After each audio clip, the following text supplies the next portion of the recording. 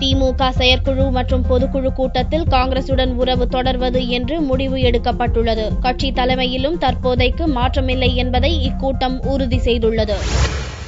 தேர்தல் தோல்விக்கு பின் முதல் முறையாக கோவையில் திமுக செயற்குழு மற்றும் பொதுக்குழு கூட்டம் நடந்தது.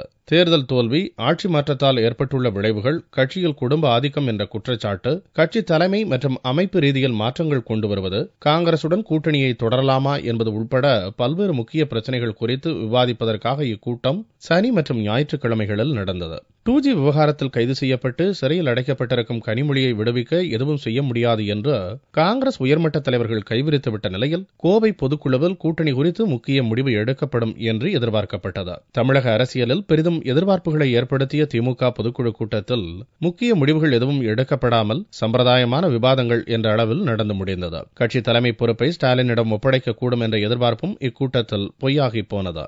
காங்கிரசுடனான கூட்டணி பற்றியும், மத்திய அமைச்சரவைக்கு திமுக சார்பில் 2 பேரை தேர்ந்தெடுத்து அனுப்புவது பற்றியும் பொதுக்குழுவில் முடிவு எடுக்கப்படும் என்ற எதிர்பார்ப்பு குறித்து கருணாநிதியிடம் கேட்டபோது, ராசா, தயாநிதி மாறனுக்கு பதிலாக மத்திய அமைச்சர் பதவிகளை கேட்க மாட்டோம், அதே நேரத்தில் திமுக காங்கிரஸ் கூட்டணி தொடரும் என்று தெரிவித்தார். இன்றைக்கு பொதுக்குழுவின் இறுதியில் நான் அறிவித்திருக்கிறேன். Status quo will maintain. ஏற்கனவே 2 அமைச்சர்கள் போக அந்த இடங்களில் யார் நிரப்பப்படுவார்கள் என்றால் 2 பேர் போனதுதான்.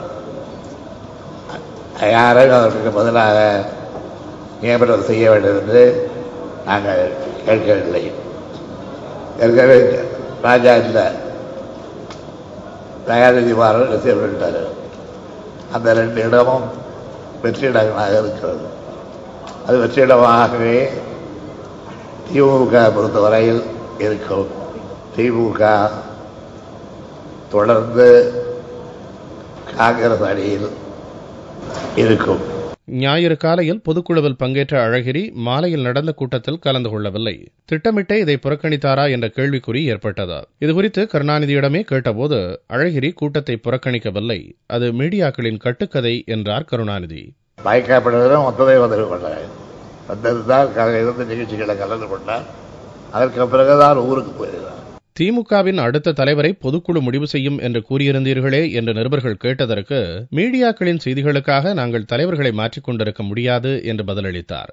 எத்தனை ஆண்டுக்கு ஒருமுறை கட்சித் தேர்தலை நடத்துவது என்று திட்டமிட்டு பணிபுரியும் இயக்கம் திமுக என்றும் கருணாநிதி கூறினார். மீடியாக்கள் பண்ற கழகத்துக்காக நாங்கள் ஆட்களையும் தலைவர்களையும் மாற்றிக் கொண்டிருக்க முடியாது. இது சட்டத்திட்டங்களுக்கு உட்பட்ட கட்சி.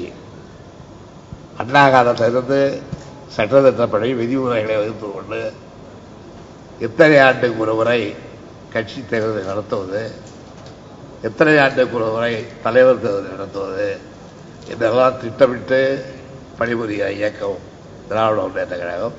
உங்களை இஷ்டத்துக்கு தலைவரை மாற்றிக் கொண்டிருக்க முடியாது. கனிமொழி விவகாரத்தை தொடர்ந்து திமுகவை கிளற்றிவிட காங்கிரஸ் முயற்சிப்பதாக விமர்சிக்கப்பட்டது. ஆனால் காங்கிரஸ் உறவு தொடரும் என்ற நிலைப்பாட்டை திமுக செயற்குழு மற்றும் பொதுக்குழுவில் எடுத்துள்ளது. கனிமொழி விவகாரத்தில் சிபிஐயை கடுமையாக கருணாநிதி விமர்சித்து வந்தார். ஆனால் தற்போது சிபிஐ அமைப்பையே குறை சொல்லவில்லை என்றும், சில அதிகாரிகள்தான் உள்நோக்கத்தோடு செயல்படுகிறார்கள் என்றும் கருணாநிதி தனது கோபத்தை குறைத்துக் கொண்டுள்ளார்.